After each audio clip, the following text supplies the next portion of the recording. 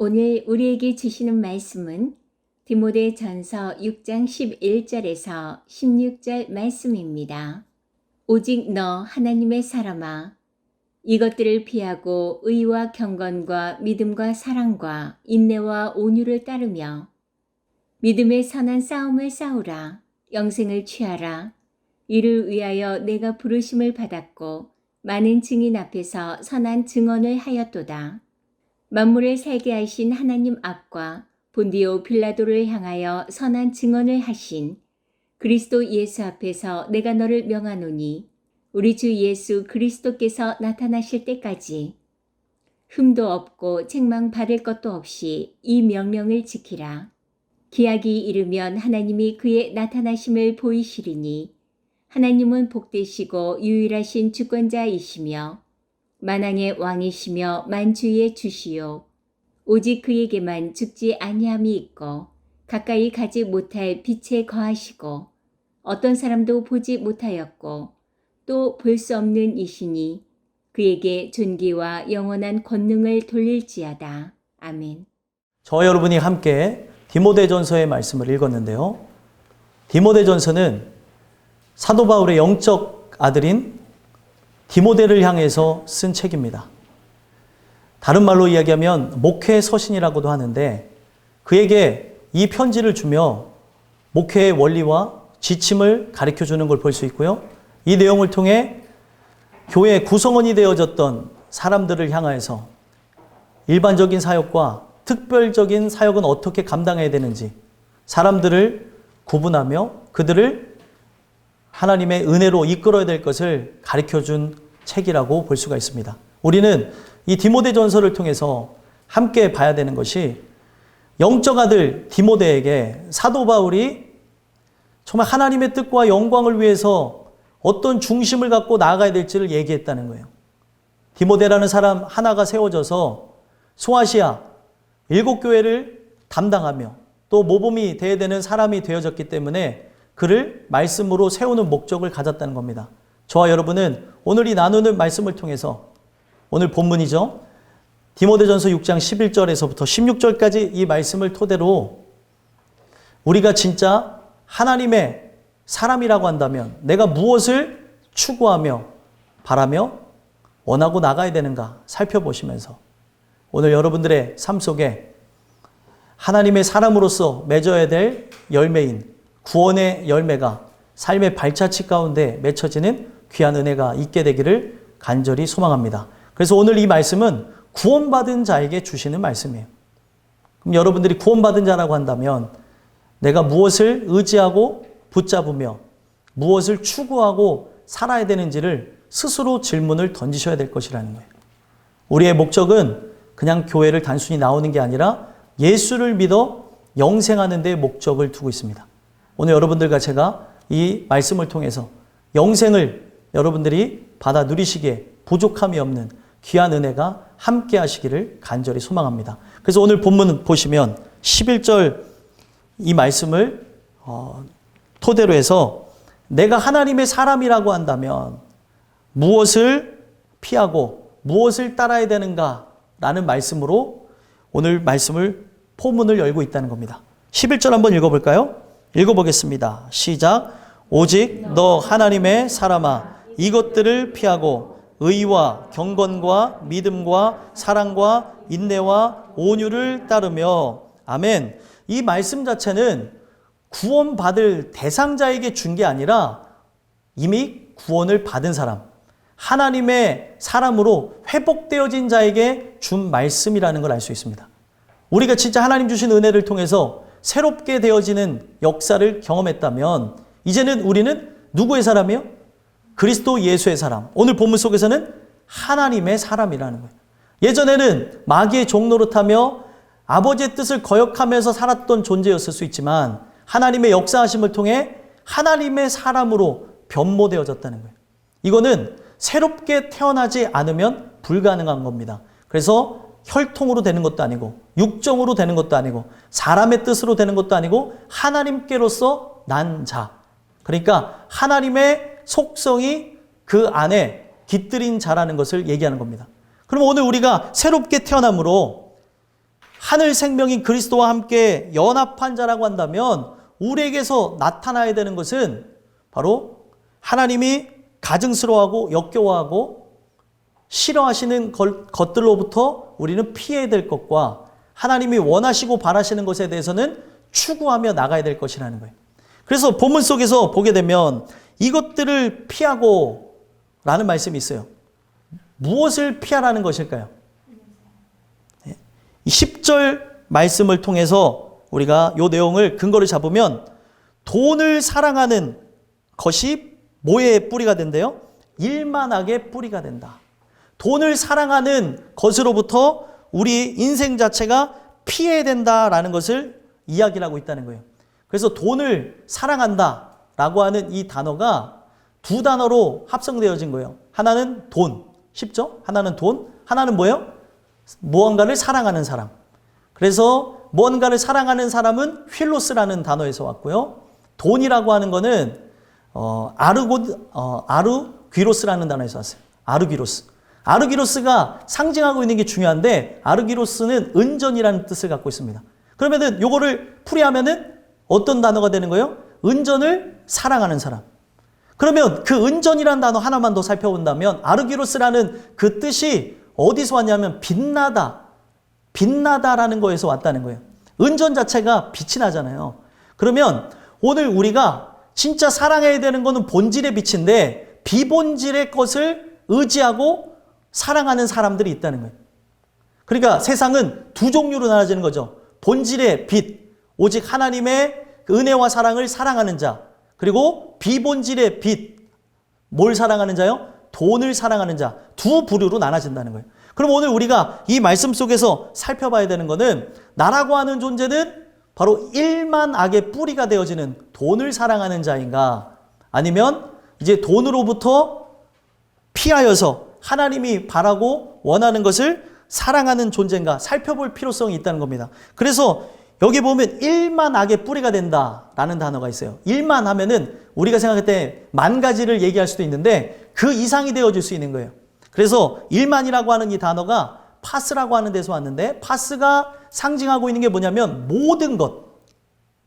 그러니까 영어로 얘기하면 everything이 되는 거죠.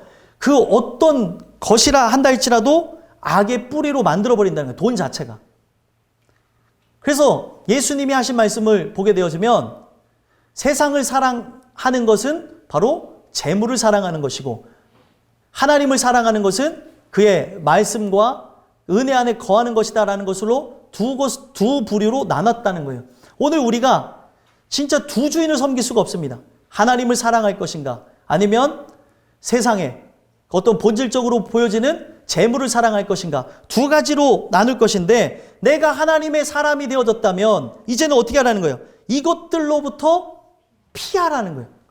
그래서 이 피하라는 그 단어를 좀 더 깊이 보시면 휴고라는 단어에서 왔어요. 휴고가 뭐냐면 어떤 장소로부터 어떤 지점으로부터 도피하다라는 거예요. 도피하다. 도망하다. 그래서 여러분들 보면은 오늘 우리의 살아가는 삶 속에 지금 돈을 사랑하는 모습 자체는 어떤 걸 의미하는 거예요? 본질적인 거예요. 우리가 하나님 은혜를 통해서 본질이 바뀌어지지 않으면 어떤 누구라 한다 할지라도 돈을 사랑하지 않는 사람은 없다는 거예요. 돈을 다 사랑하게 된다는 거죠. 하나님 주시는 은혜에 의해서 본질이 바뀌어져야지만 돈을 사랑하는 것에서부터 도망할 수 있는 거예요. 왜 도망하라고 하겠습니까? 그곳에 머무르게 되면 우리는 쉽게 부패하게 되어지고 그곳에 좌절할 수 있기 때문에 피하라고 얘기하는 거예요. 그 지점으로부터. 오늘 많은 사람들이 뭐에 무너집니까? 사람들은 그렇게 얘기하죠. 돈을 사랑한다고 얘기하는 사람은 많이 없어요. 왜냐하면 속물처럼 느껴지잖아요. 본능으로 살아가다가 먹고 마시고 입고 살아가다 보니까 우리가 넘어집니다. 이런 얘기를 하는 사람들이 있어요. 먹고 마시고 입는 그것의 핵심은 뭐냐면 사실 우리의 삶을 영위하기 위함에 있다고 하지만 돈을 사랑하는 것 때문에도 그런 모습이 있다는 거예요. 그래서 돈은 성경 속에서 이야기를 뭐라고 얘기하고 있냐면 돈은 사용해야 될 것이지 사랑할 것이 아니라는 거예요. 오늘 여러분들과 저는 돈을 하나님 주시는 은혜를 통해서 아름답게 사용하시고 이용하심으로 오늘 여러분들의 삶 자체가 하나님의 영광을 위해서 나가는 역사가 일어났으면 좋겠습니다. 그것들로부터 피하라는 거예요. 그러면 오늘 우리가 돈을 사랑하는 삶 속에서 이제 벗어나 하나님이 바라시고 하나님이 원하시는 피난처인 예수께 피하는 삶, 예수를 쫓아가는 삶이 무엇인가 살펴봐야 될 것인데, 여기에 피하다는 그 단어와 따르며라는 단어가 연관성을 갖고 있습니다. 그래서 우리가 진짜 은혜를 통해서 하나님이 바라시는 삶으로 따라간다면, 그곳으로 우리가 나아간다면 어떤 모습이 나아가는 거냐면, 이 따르며라는 요 단어가 디오코라는 단어인데 도망하다는 거예요. 어디로부터 도망했다는 거예요? 돈을 사랑하는 그 삶 속에서부터 도망했다는 거예요. 그러면 거기서부터 도망해서 이 디오코라는 단어, 따르며라는 단어가 어떤 단어로 이제 바뀌어지게 되냐면 추적해 나가다는 단어예요. 뭘 추적해 나가는 거예요? 그리스도의 발자취. 예수께서 걸어가신 길에 대해서 한 걸음 한 걸음 말씀을 통해 우리가 찾아가는 것이라는 거예요. 오늘 여러분들과 제가 돈을 사랑하는 그 모습에서부터 도망하여서 우리의 피난처 되시는 예수 그리스도를 추적해 나가는, 예수 그리스도를 따라가는 주님의 권속들이 되시기를 간절히 소망합니다. 그래서 예수님을 따라간다고 할 때 이건 추상적인 게 아니죠. 따라간다는 게 어떤 의미입니까? 추적하면서 나타나야 되는 열매가 의, 경건, 믿음, 사랑, 인내, 온유라고 하는 것이 우리의 삶 속에 나타나야 되는 것이라는 거예요. 그러면은 의라고 하는 게 갖고 있는 게 어떤 의미인가? 우리는 살펴봐야 되죠. 그래서 이 의라고 하는 단어가 어디서 왔냐면 데이크니오라는 단어에서 왔어요. 데이크니오가 상징하는 게 뭐냐면 보이다라는 뜻에서 왔습니다. 도대체 의와 보이는 것이 어떤 의미를 갖고 있을까라는 생각을 갖잖아요. 그렇죠? 어떻게 의라고 하는 단어가 그렇게 파생될 수 있을까? 의라고 하는 건 옳다라는 거잖아요. 그래서 우리가 성경에 있는 이 메시지를 쭉 종합해서 볼 때 하나님이 옳은 걸 보여준 유일한 사건이 있죠. 세상 사람들 앞에 대대적으로 아들을 십자가에 달게 하여 주셔서 보여준 그 사건이 바로 옳으신 행동이라는 거예요. 사람들이 볼 때는 어떻게 보여요? 미련해 보이고, 사람들이 볼 때는 혐오스럽고 무가치한 것으로 보이지만 이게 바로 의라는 거예요. 이게 하나님이 보여주시는 유일한 것, 신성한 것, 바로 이게 아버지의 사랑이라고 하는 걸 보여준 사건이고, 그리고 그것을 통해서 얘기한 게 뭐예요? 이게 참된 지혜로움이다라고 하나님께서 가르쳐 주셨다는 거예요. 사람들이 생각할 때는 그게 지혜롭게 보이지 않죠. 근데 그의 아들 예수 그리스도가 십자가에 달려 죽음으로 모든 사람들이 구원받을 수 있는 길이 열려졌기 때문에 이게 바로 의로운 것이라는 거예요. 그래서 오늘 우리가 이 말씀을 통해서 함께 체험해야 되는 게 무엇이냐면, 예수께 우리가 피한 존재라면, 예수를 쫓아가는 존재라고 한다면 우리가 그냥 나의 의지로 쫓아갈 수는 없어요. 의지로 쫓아가는 자들은 다 결국에 자기 갈 길로 가게 되어집니다. 그와 함께 연합되어진 상태로 나가야 되는 거죠. 그래서 제일 먼저 의라고 하는 단어가 나온 거예요.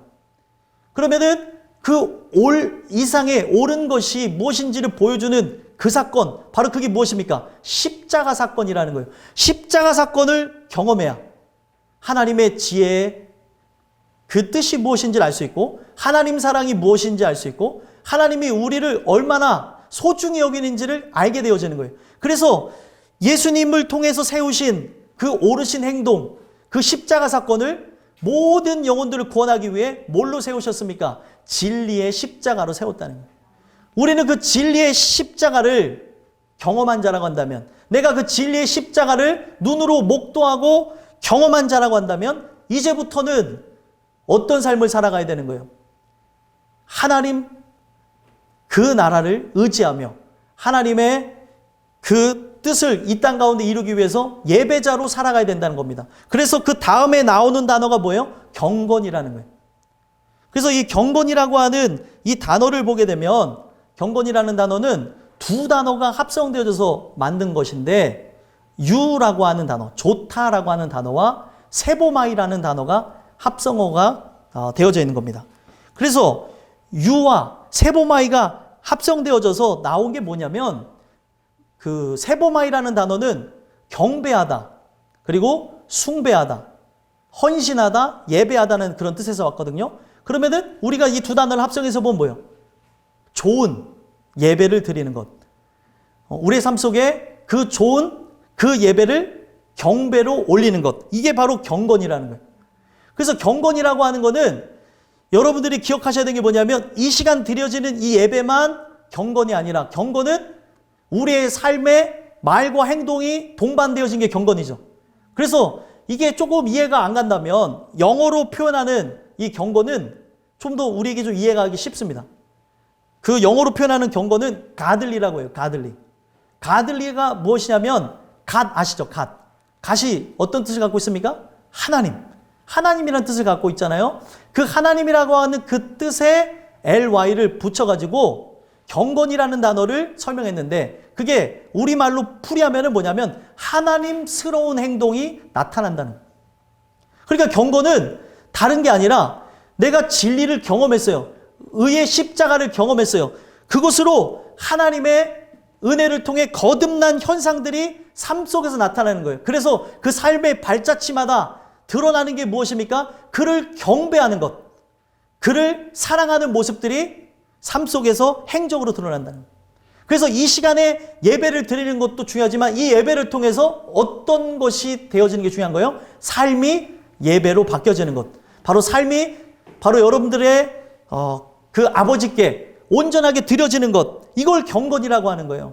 오늘 여러분들의 살아가는 삶 속에 이러한 역사가 나타남으로 이것을 추적하며 이것을 바라며 이것을 여러분들의 삶 속에 이루어지길 소망하며 나가는 역사가 있게 되기를 간절히 소망합니다. 그 다음에 보시면 이러한 모든 것은 어떤 자에게 나타나는 거예요? 하나님을 경배하고 하나님을 의지하고 하나님만을 신뢰하고 나가는 것은 믿음이 있어야 가능한 거라는 거예요. 그래서 오늘 우리의 삶 속에 이 믿음이라는 단어, 피스티스라는 단어인데 이 피스티스라는 단어가 페이도라는 단어에서 왔거든요. 페이도가 상징하는 게 뭐냐면 확신을 얻었다는 거예요. 무엇을 확신을 얻었다냐면 저분만이 나를 구원하셔서 영원한 천국으로 이끌고 갈 분이라는 것에 대해서 확신했다는 거예요. 믿음은 다른 게 아니에요. 내가 진짜 어떤 상황 속에서 내 마음 가운데 인간의 그런 생각을 가지고 감정적인 확신을 얻는 것, 이게 믿음이 아니라 그분은 나를 구원하실 수 있습니다. 이게 믿음이라는 거예요. 그러면은 이거는 선물을 받아야, 하나님의 은혜의 선물을 받아야 나타나는 것입니다. 그래서 여러분들 이거를 토대로 해서 얘기하고 있는 게 그 페이도라는 단어가 확신을 얻다라는 단어인데 거기서 나오게 된 게 피스티스, 바로 믿음, 신용, 바로 설득이라는 단어라는 거예요. 그래서 누군가를 신뢰하게 되어진다. 이거는 그냥 이야기하는 그런 의미가 아니라 하나님의 역사하심을 통해 연합되어진 자에게 부부와 같이 바로 그리스도가 신랑이 되고 신부가 되어진 자에게 나타나는 게 뭐예요? 믿음이라는 거예요. 그래서 성경은 뭐에서 뭐로 바뀌어진다고 얘기하는 거예요? 믿음에서 믿음에게 이르게 되어진다.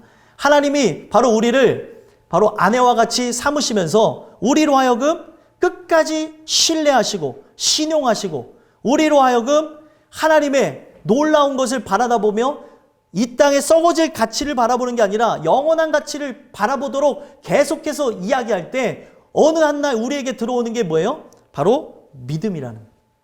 하나님을 신뢰하게 되어지는 거죠. 그가 나를 끊임없이 믿기 때문에 우리로 하여금 신뢰라는 게 들어온다는 겁니다. 그래서 여러분들 이 믿음과 함께 동반되어서 나는 게 뭐예요? 사랑이라는 건데 믿음이 먼저냐 사랑이 먼저냐 우열을 가릴 수가 없어요. 동시다발적으로 나타나는 겁니다. 여러분들 결혼은 왜 하게 되어지죠? 결혼은 사랑하는 자들이 우리가 영원토록 함께 하겠다는 그런 생각 속에서 하는 게 결혼이잖아요. 그래서 하나님의 은혜를 통해서 그리스도를 우리가 사랑하고 그리스도를 신뢰하게 되어지는 부부관계가 되어지면서 하나님 사랑이 우리 안에 들어오는 거예요. 그래서 이 사랑은 본질적인 사랑, 아가페 사랑이라고 합니다. 아가페 사랑은 무엇이에요? 조건이 따르는 사랑이 아닌 거예요. 이유가 없이 사랑하는 사랑. 아니 우리가 누군가를 좋아한다 하더라도 누군가를 사랑한다 하더라도 이유가 있어요. 그렇죠? 근데 하나님이 우리를 사랑하는 것은 죄인을 사랑하신 기이한 사랑이라고 얘기해요. 그래서 이 기이한 사랑을 성경 속에서 뭐라고 얘기합니까? 바로 하나님만이 하시는 유일한 사랑, 헤세드라고 얘기하는 거예요. 그래서 우리를 긍휼히 여기신다, 우리를 불쌍히 여기신다는 거예요. 그래서 그 사랑으로 우리가 감격함으로 우리 또한 누구를 사랑해요? 하나님을 사랑하게 되어지는 거고. 그러니까 우리가 그분을 아무것도 없는 상태에 사랑하는 것이 아니라 무한한 사랑을 우리에게 보내시는 거예요. 내가 사랑한 게 무엇인지 아냐? 너는 이해할 수 없지만 내 아들 예수를 십자가에 달려 죽게 한 게 내 사랑이다라는 걸 보여주는 거죠. 그래서 그 사랑을 우리가 깨닫게 되어지면서 나타나는 게 무엇이에요? 하나님만을 사랑하고 그 하나님을 사랑함으로 이웃을 사랑하는 역사가 나타난다는 거예요.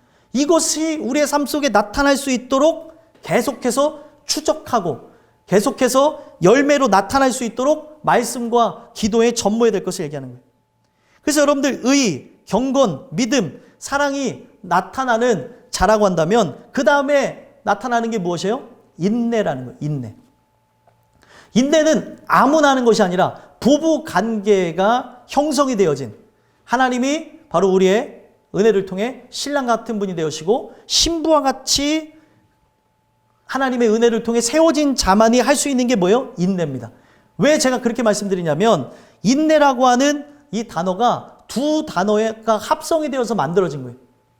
휘포라는 그런 단어와 매노라는 단어가 합성이 되어서 만들어졌는데 휘포라는 단어는 아래에서라는 단어고 매노라고 하는 단어는 어떤 의미를 갖고 있냐면 가까이서 소중히 여기면서 머물다라는 뜻을 갖고 있어요.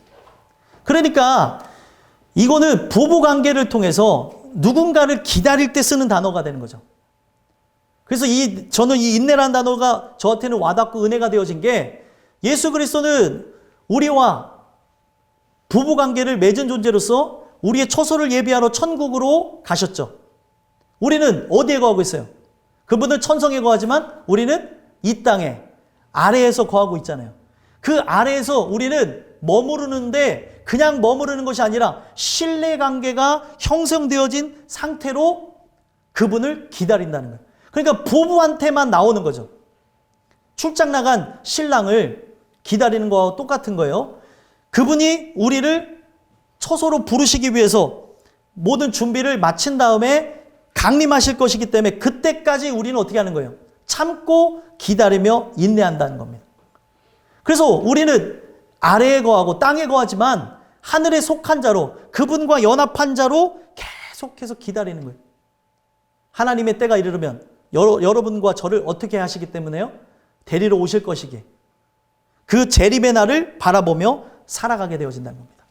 그래서 오늘 여러분들의 살아간 삶 속에 하나님의 역사하심을 통해 의, 경건, 믿음, 사랑, 인내를 따르라고 하는 것이고 최종적으로 나타나는 게 무엇입니까? 온유를 따르는 것이라는 거예요. 온유를 따른다고 하는 것은 온유가 이 상징하고 있는 단어가 어떤 거냐면 온유라고 하는 건 겸손을 모티브로 해서 온 단어입니다. 겸손. 그래서 이 겸손이라고 하는 게 무엇인가 하고 봤더니 내 뜻은 사라지고 원어 속에서 보니까 이 겸손이라는 단어가 말씀에 붙어 있는 자가 겸손이라는 거예요. 그래서 오직 그 말씀이 내 입에 꿀송이처럼 달고 내 속에서는 씁니다. 영혼의 양식이 되어지고 양약이 되어지고 우리로 하여금 영원한 걸 추구하게 되어지는 것이라는 걸 고백하게 되는 거죠. 이게 바로 겸손이라는 거예요. 겸손한 척하면서 말씨와 행동을 하는 게 겸손이 아니라 하나님 말씀에 붙어 있어서 나라고 하는 존재는 부패할 수밖에 없기에 당신만을 의지합니다. 이게 바로 온유함이라는 겁니다. 그렇기 때문에 이 온유라고 하는 단어가 결국에 이렇게 파생되어져서 나가는 의미가 어떻게 펼쳐지고 있어요? 온유라고 하는 것은 어떤 것에도 영향받지 않는 거예요. 그래서 성경은 온유한 자는 복이 있나니 뭐를 기업으로 얻는데요? 땅을 기업으로 얻는데요. 그 땅은 어느 땅을 얘기합니까? 천국이죠. 논산 땅 아니죠? 죄송합니다. 너무 진지한 것 같아서. 논산 땅이 아니고 어느 땅이에요? 천국이죠. 천국. 그 천국의 땅을 기업으로 얻는데 우리가 하나님 말씀에 붙어 있기 때문에 그 어떤 것으로도 영향받지 않으니까 그걸 온유하다고 얘기하는 거예요. 세상에 풍파가 몰아쳐도 고통이 찾아와도 괴로움이 우리 안에 온다 하더라도 오직 그 영원한 천국만을 바라보는 자, 하나님의 그 은혜 속에 겸손하게 되어진 자이기 때문에 그에게 무엇을 준다는 거예요? 땅을 기업으로 준다는 겁니다. 그래서 오늘 우리의 삶 속에 하나님의 사람이라고 한다면 돈을 사랑할 수밖에 없는 그런 본능의 삶으로부터 거슬러서 진짜 은혜를 통해 새롭게 되어진 우리 안에 새 영을 부으셨잖아요. 예수 그리스도가 우리의 중심이 되어졌잖아요. 그런 삶을 통해서 오직 하나님이 바라시는 바와 같이 의와 경건과 믿음과 사랑과 인내와 온유를 따라야 될 것이라는 거예요. 말씀 속에서 한 걸음 한 걸음 추적해 나가는 것이라는 거예요. 어떤 날은 발견하지 못할 때가 있어요. 어떤 날은 그 의미를 알지 못해서 머무를 때도 있지만 계속 소망하고 하나님께 의지하고 바라는 것을 통해서 하나님께서 그 길을 조금씩 열어주실 거라는 거예요. 그래서 주의 말씀이 뭐라고 얘기합니까? 내 발의 등이요 내 길의 빛이니이다. 지금 내 앞길만 비춰주고 있는 거, 내 발 앞에만 비춰지면서 하나님이 조금씩 보여주심으로 그 길에 하나하나 추적해 나가서 결국에 그를 만나는 그 날까지 가게 하실 거라는 거예요. 그렇기 때문에 12절에 이야기하는 게 뭐예요? 오늘 우리의 살아가는 삶 속에 내가 하나님의 사람이라고 한다면 선한 싸움을 끝까지 싸우라는 거예요. 언제까지요? 영생을 취하기까지. 그 영생을 내가 붙잡은 자로 선한 싸움을 싸우며 오늘 내가 거듭난 자라고 하는 것을 많은 사람들에게 고백한 것과 같이 그 삶을 살아가야 될 것을 얘기하고 있다는 거예요. 12절 한번 읽어보겠습니다. 읽겠습니다. 시작. 믿음의 선한 싸움을 싸우라. 영생을 취하라. 이를 위하여 내가 부르심을 받았고 많은 증인 앞에서 선한 증언을 하였도다. 아멘. 믿음의 선한 싸움을 싸우래요. 자, 선한 싸움을 한다는 게 뭐예요? 하나님 보시기에 가장 아름다운 것을 취하기 위해, 여기서 말하는 싸움은 우리가 뭔가를 얻기 위해서 최선을 다하는 것을 얘기하는 거예요. 예를 들면 경기를 합니다. 그 경기를 하는 이유는 뭐예요? 이기기 위해서 하는 거죠. 승리하기 위해서 하는 거죠. 오늘 우리가 이 선한, 이 단어, 선한이라는 단어, 칼로스라는 그 뜻에서 왔는데 칼로스가 갖고 있는 게 뭐냐면 가장 아름다운이라는 뜻을 갖고 있어요. 하나님 보시기에 가장 아름다운 게 무엇입니까? 구원이에요. 구원을 얻기 위해서 힘쓰고 애쓰며 싸워 나가야 될 것을 권고하고 있습니다. 그래서 히브리서에서는 뭐라고 얘기하고 있어요? 죄와 싸우되 피 흘리기까지 우리가 그것을 해나가야 될 것을 얘기하고 있죠. 오늘 우리가 진짜 돈을 피해서 돈으로부터 도망하면서 나가는 삶이라고 하는 것은 내 살아가는 것을 포기하는 것과 같잖아요. 그래서 그것 때문에 여러분들이 많은 손해와 고통과 괴로움이 따를 수도 있겠지만 하나님 보시기에 가장 아름다운 것을 얻기 위해서, 그게 무엇이요? 구원이죠. 그게 바로 영원한 나라에 들어가는 거죠. 그것을 위해서 우리가 이 땅 가운데서 뭐를 취하라는 거예요? 영생을 취하라는 거예요. 영생. 영생이 무엇이에요? 영원한 생명이죠.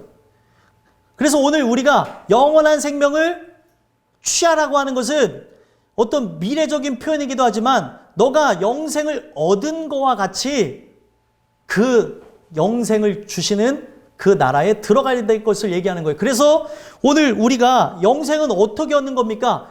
예수가 내 안에 오셔서 그 예수 안에 있는 생명이 내 안에 들어옴으로 우리가 영원한 생명, 영생을 누리게 되는 거잖아요. 그렇기 때문에 예수만을 의지하며 그 예수 그리스도와 함께 살아야 될 것을 권고하고 있다는 거예요. 그래서 이 취하다고 하는 이 단어의 의미가 무엇을 갖고 있냐면 붙잡다라는 뜻을 갖고 있어요. 영생을 붙잡으라. 추상적인 겁니까? 추상적인 게 아니죠. 영생은 누구 안에 있는 거예요? 예수 안에 있는 것이고 내가 예수 안에 거함으로 그 예수를 느끼며 체험할 수 있는 말씀과 기도 안에 거하는 것으로 오늘 하나님께서 주신 그 십자가를 통해서 허락하신 그 영생을 붙잡으라는 거예요. 언제까지요? 예수께서 오실 때까지. 그래서 이것을 위하여서 성경은 뭐라고 얘기합니까? 12절 후반전에 내가 부르심을 받았다는 거예요. 영생을 얻은 자라고 한다면 어디에 들어가야 진짜 이것을 이루어졌다고 얘기를 하겠습니까? 천국에 들어가야 영생을 나는 얻었다고 이야기할 수 있기 때문에 그것을 위해서 부르심을 받았고 내가 그리스도와 함께 육은 죽었고 하나님 주신 은혜를 통해서 부활의 생명이 들어와서 이제는 세상의 가치와 세상의 뜻을 따라서 나가는 것이 아닌 하나님의 영광을 위해서 살아가는 존재로 여기에 후반절에 보니까 많은 증인 앞에서 선한 증언을 하였다는 거예요. 구원받은 증인. 여기서 말하는 증인이라고 하는 것은 그냥 세상에 있는 사람들 얘기하는 게 아니라 이미 하나님 품 안에 안겨있는 순교한 사람들, 천국에 가 있는 사람들 앞에서 우리 또한 내 육은 죽었기 때문에 이제는 돈을 사랑하지 않는 것은 내 생명을 버리는 것과 같지만 생명을 버리면서까지 우리가 무엇을 추구하며 나가겠다는 거예요? 의와 경건과 믿음과 사랑과 인내와 온유를 영생을 붙잡고 나가겠다는 거예요. 이렇게 살겠노라, 이렇게 살고 싶습니다 라고 선한 증언을 한 자가 누구라는 거예요? 바울이고 선한 증언한 사람이 누구예요? 바로 디모데라는 거예요. 그렇기 때문에 디모데에게 사도 바울이 13절과 14절에 뭐라고 얘기했냐면 내가 너에게 명하노니 명령을 지키라. 너는 이런 사람 아니냐? 진짜 많은 하나님의 은혜 속에 승리하여서 그 싸움을 마친 후에 영생을 얻으며 구원의 그 나라에 들어간 자들 앞에서 넌 증언한 자 아니냐? 그렇기 때문에 너는 내가 명하는 이 명령을 받고 이 명령을 어떻게 하라는 거예요? 지키라 얘기했다는 거죠. 13절, 14절 한번 읽어보겠습니다. 읽겠습니다. 시작. 만물을 살게 하신 하나님 앞과 본디오 빌라도를 향하여 선한 증언을 하신 그리스도 예수 앞에서 내가 너를 명하노니 우리 주 예수 그리스도께서 나타나실 때까지 흠도 없고 책망받을 것도 없이 이 명령을 지키라. 아멘. 자, 이 선한 증언을 여러분들이 했어요. 나는 구원받은 자로 내가 진짜 증인들 앞에서 선서합니다. 부끄럽지만 선서합니다. 내가 저 영생의 나라에 이를 때까지 내가 의와 경건과 믿음과 사랑과 인내와 온유를 따르겠습니다. 너 그런 사람 아니냐? 그렇기 때문에 내가 너에게 전하는 명령을 지켜야 될 것이다. 예수님 또한 그 말씀하신 바대로 하나님 앞에서 또 빌라도 앞에서 보여주신 것이 있지 않냐? 그 예수님의 이름으로 내가 너에게 명하는 것이기 때문에 이 말씀을 의지하며 끝까지 따라야 될 것을 지켜줬으면 좋겠다. 그 얘기를 하는 거예요. 그래서 여기 보면은 내가 너를 명하노니 13절에 얘기하죠. 이거 누가 누구에게 명하는 거예요? 사도 바울이 디모데에게 명하는 거죠. 또 누구에게 명하는 겁니까? 우리에게 명하는 거죠. 우리에게 명하면서 이거는 그냥 사람의 말이 아니라 누구 앞에서 명한 거라는 거예요. 바로 그리스도 예수 앞에서 명한 거라는 거예요. 그러면 그리스도 예수님이 어떤 것을 이루시고 경험하신 분인가 하고 봤더니 만물을 살게 하신 하나님 앞에서 너를 명한다. 그러면 만물을 살게 하신 하나님이 누굴 살리셨어요? 예수님을 살리셨죠. 그 예수님을 살리신 그 분 앞에서, 그 예수님 앞에서 내가 너를 명한다. 그렇기 때문에 오늘 우리의 삶 속에 돈을 사랑하지 않는 것은 어떤 의미예요? 죽는다는 의미지만 우리 예수님께서 만물을 살게 하신 것 같이 우리 하나님께서 우리 예수 그리스도를 만물을 살게 하신 것 같이 살아나게 하신 것 같이 너희들을 살게 하실 바로 주 예수 앞에서 너희에게 얘기하는 거예요.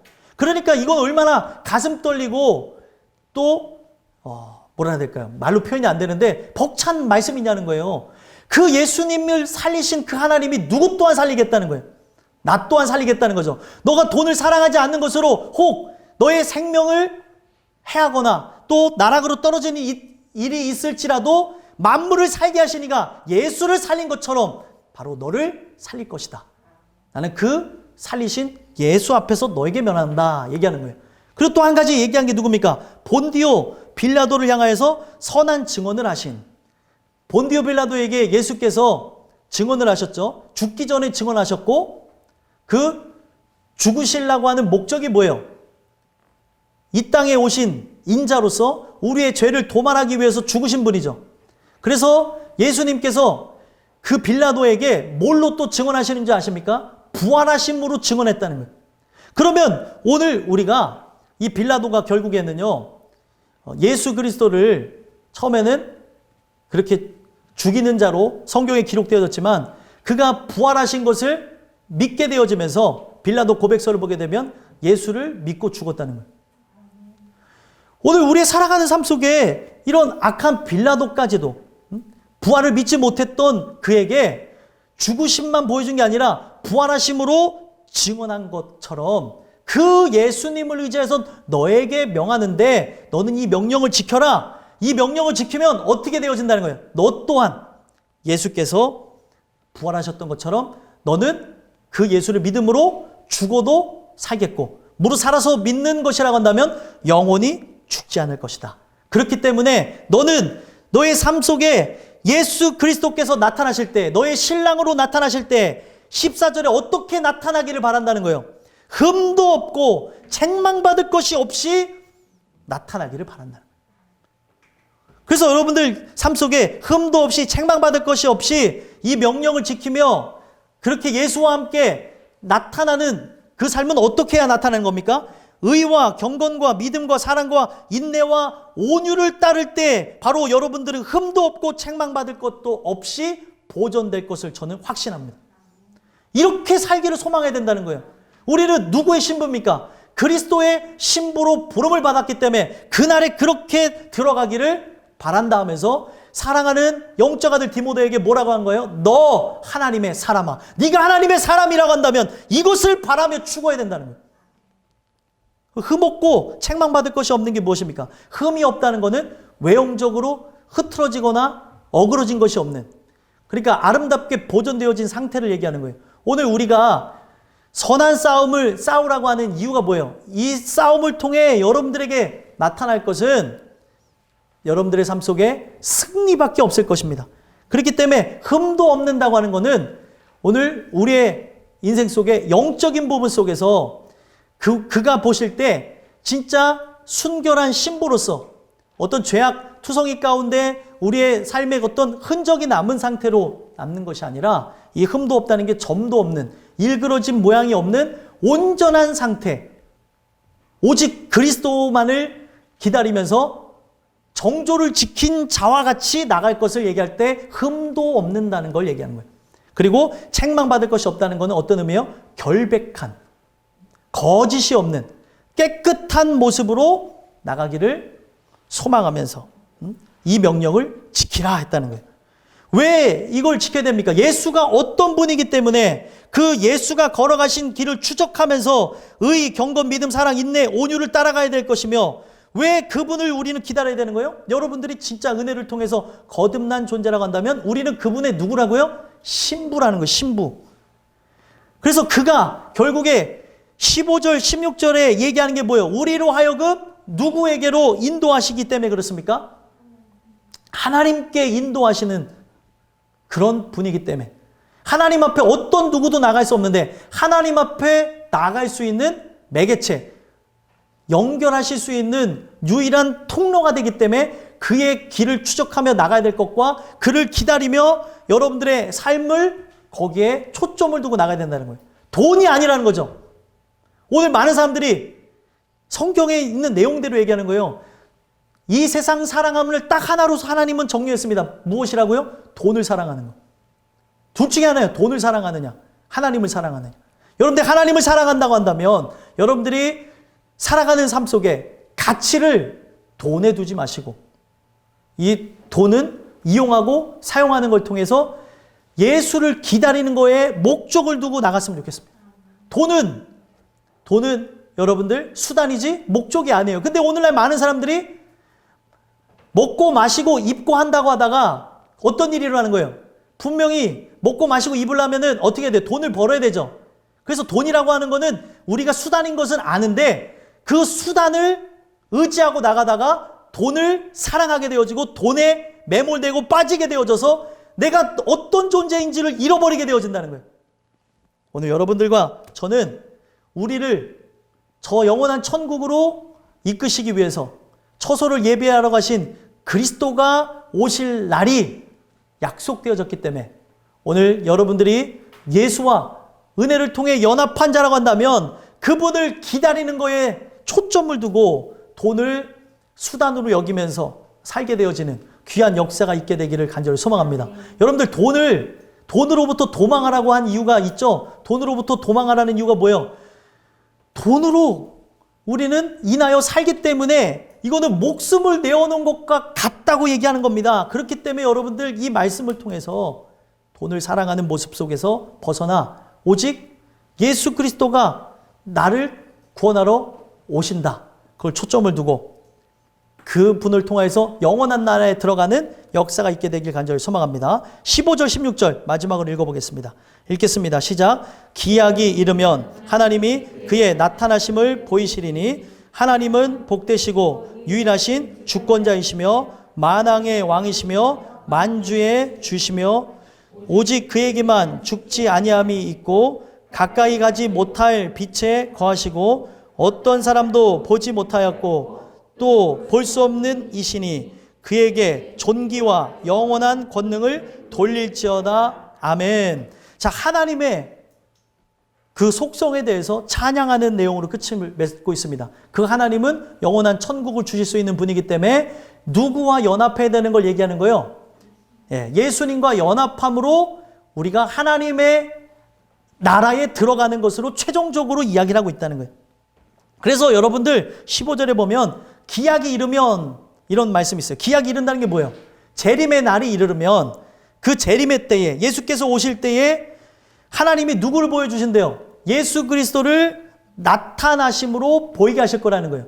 그래서 여기 보이다라고 하는 이 단어가 아까 의라고 하는 단어와 연결성을 갖고 있는 거예요. 의가 어디서 왔다고요? 보여주다라는 단어에서 왔다 그랬죠. 그래서 데이크니오라고 아까 말씀을 드렸잖아요. 이 데이크니오가 어떤 의미를 갖고 있는 겁니까? 데이크니오가 바로 진짜 십자가에서 하나님의 사랑의 그 모본을 보여줬죠. 사랑이 무엇인지 지혜가 무엇인지를 보여줬습니다. 결국에 그것을 참으로 여긴 자에게 그것이 진리라고 여긴 자에게 예수가 나타남으로 모든 보상을 주시겠다는 거예요.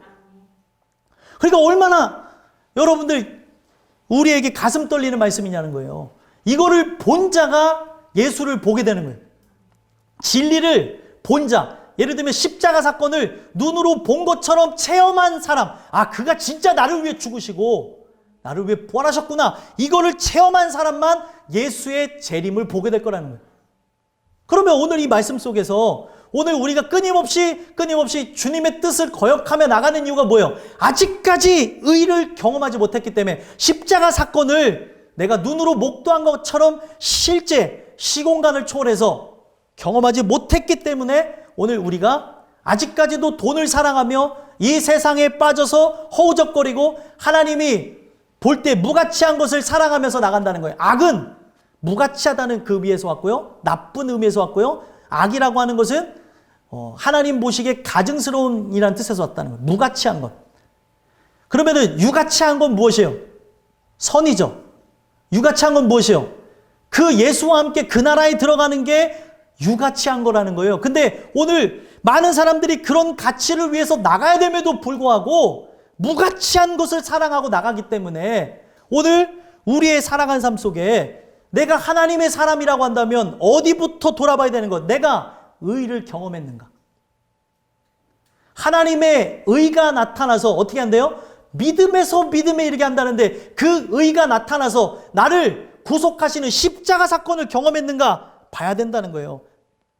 그 분이 내가 보게 되어질 때 여러분들 개인의 종말을 맞이하면서 예수를 보게 될 것이고요. 전 인류에 일어나는 대대적인 종말을 통해 예수의 재림을 보게 되어지므로 우리는 그 나라에 들어갈 것입니다. 그 하나님이 이 모든 것을 주관하시는데 이거는 아무에게나 하는 것이 아니고 하나님이 택정한 자에게 일어나는 것으로서 그 하나님을 누가 만날 것이라는 거예요? 예수와 연합한 자가 하나님을 만난다는 거예요. 그래서 하나님에 대한 그런 아름다움을 쭉 표현합니다. 하나님은 어떠시대요? 복되시고 유일하신 주권자시며 만왕의 왕이시며 만주의 주시오. 복되시다라고 하는 게 무엇이에요? 복되다라고 하는 거, 이 복이라고 하는 게 그 다른 의미의 복도 있어요. 근데 성경에서 말하는 창세기 1장의 그 원초적인 복이 어떤 거냐면 바라크라는 단어에서 왔어요. 그 바라크가 갖고 있는 의미가 뭐냐면 무릎을 꿇다라는 뜻을 갖고 있어요. 그러니까 보이지 않는 하나님 앞에 무릎을 꿇는 게 뭐예요? 복받은 것에 대한 현상이라는 거예요. 그러면 복을 받지 않은 자는 보이지 않는 하나님 앞에 무릎을 꿇을 이유가 없는 거예요. 그러니까 세상 사람들이 볼 때 우리를 어떻게 보겠어요? 미친 사람들로 보겠죠. 보이지 않는 존재에게 무릎을 꿇고 경배하고 나간다고?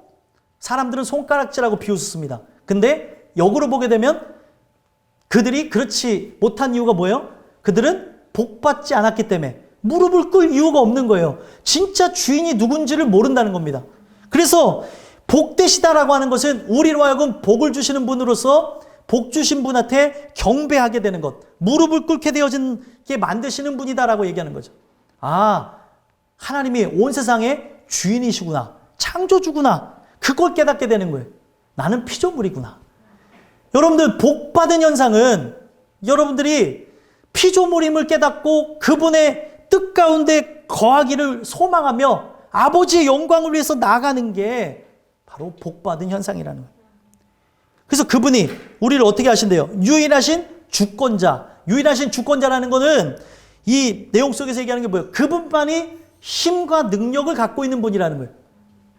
힘과 능력을 상징할 때 우리를 굴복하는 게 아니라 무력함을 통해서, 예수를 십자가에 죽게 하는 무력함을 통해 진정한 힘이 뭔지를 보여줬죠.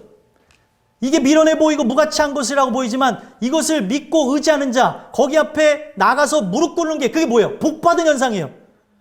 그것을 주관하시는 주권자라는 거예요. 오늘 여러분들이 이것을 경험하는 은혜가 있었으면 좋겠고요. 그분이 주권자라는 걸 경험한 자가 또 체험하는 게 뭐예요? 만왕의 왕이시라는 것. 그래서 이 세상을 우리가 보여지는 1천층만 다스리는 분이 아니라 2천층, 3천층도 다스리는, 사람들이 눈으로 볼 때는 뭐예요? 공중권세 잡은 자가, 바로 마귀가 이 세상의 주권자인 것처럼, 왕인 것처럼 느껴지지만 하나님은 2천층, 3천층, 내가 느끼지 못하는 그 세계의 진정한 통수권자로, 왕으로 이 모든 것을 주관하고 있다는 거예요. 그걸 체험하게 하시는 분이라는 거죠.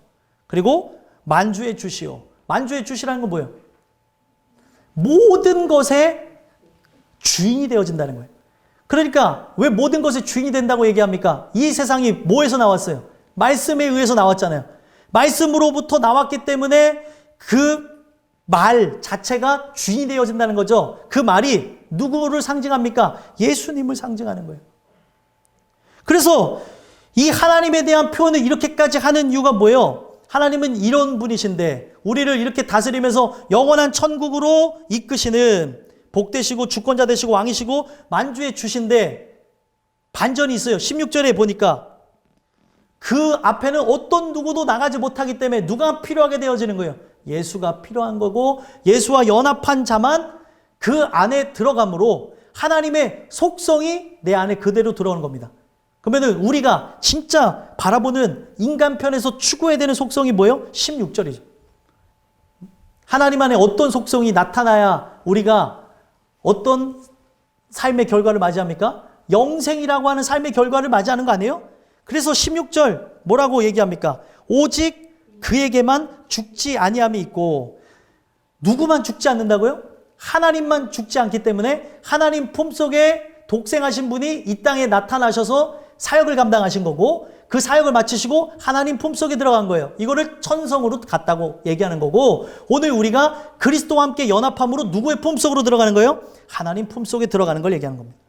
그래서 오늘 이 내용 속에 그 안에만 들어가야, 하나님은 영원히 죽지 않는 영생하는 분이시기에 예수께도 그 생명을 부여하신 분이기 때문에 우리가 그 안에 들어갈 때 우리 또한 어떻게 되는 거예요? 영원히 죽지 아니하리라. 그래서 성경은 하나님이 세상을 이처럼 사랑하사 누굴 줬대요? 독생자를 주셨으니, 독생자에 대한 이 내용이 요한복음 1장에 보니까 하나님 품속에 있던 그가, 독생하신 그분이 사람 앞에 나타났다고 얘기하는 거예요. 그래서 그를 믿는 자마다 어떻게 된다고요? 멸망하지 않고 영생을 얻게 하려 하심이라. 아, 예수가 진짜 우리의 주인이구나. 아, 그분만이 하나님 안으로 들어가게 하는 분이다라고 하는 것을 깨닫게 되어지며, 예수와 연합함으로 그 예수와 함께 누구 안으로 들어가는 거예요? 하나님 안에 들어가는 걸 얘기하고 있다는 거예요. 이걸 경험하지 못하니까 자꾸 세상으로 나가려고 그러고 내가 하나님을 선택해야 되는 것만 되는 줄 알고 인간의 주권을 갖고 접근하는 분들이 있는데 아직까지 이걸 몰라서 그런 거예요.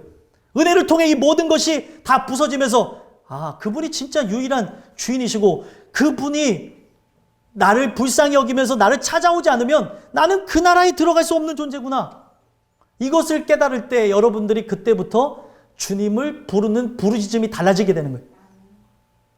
아직까지도 주여 주여 찾다가 연약해지는 이유가 뭐예요? 그걸 깨닫지 못해서 그런 거예요. 죄인이 되어지는 단계에 들어갔고 죄인이 되어지면서 회개케 하시는 은혜를 받게 되어지면 이거를 씻기실 예수 그리스도의 십자가의 긍휼만을 구한다는 거예요. 그래야지만 그걸 경험한 자만이 영원히 죽지 아니함을 경험하게 되는 거예요. 그래서 결국에 그 예수와 함께 죽지 아니하며 어디에 거하게 되는 거예요? 빛에 거하게 된다는 거예요.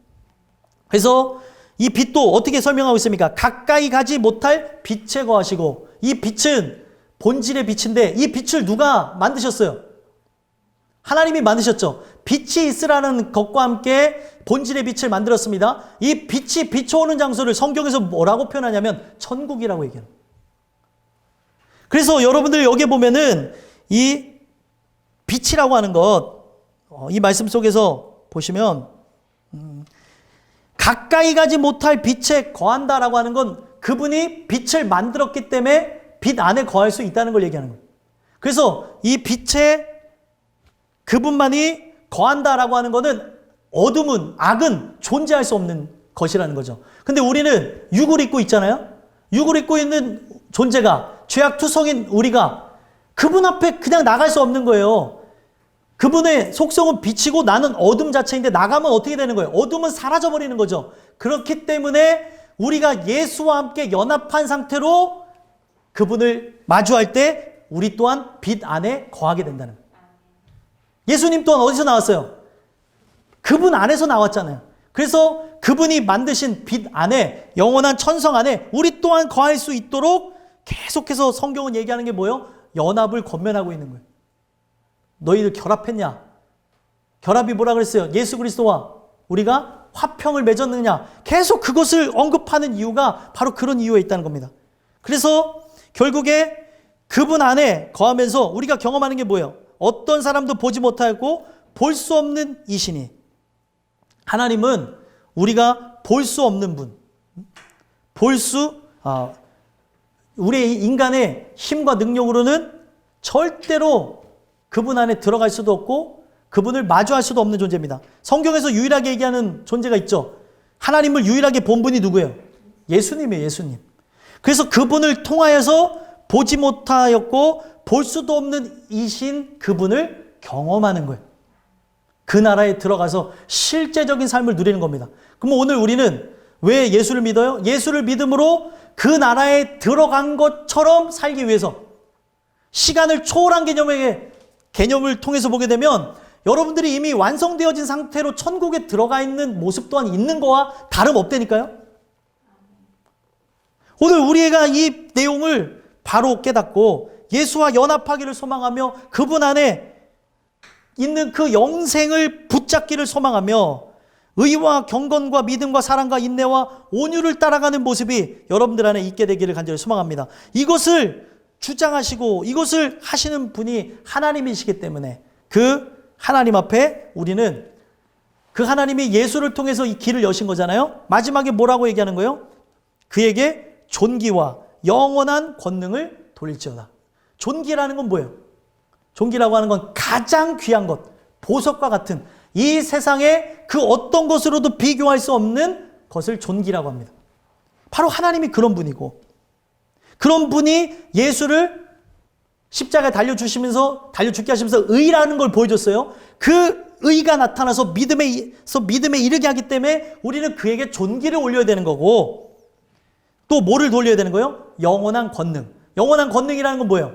영원하다는 거 말 그대로. 뭐가 영원하다는 겁니까? 힘과 능력.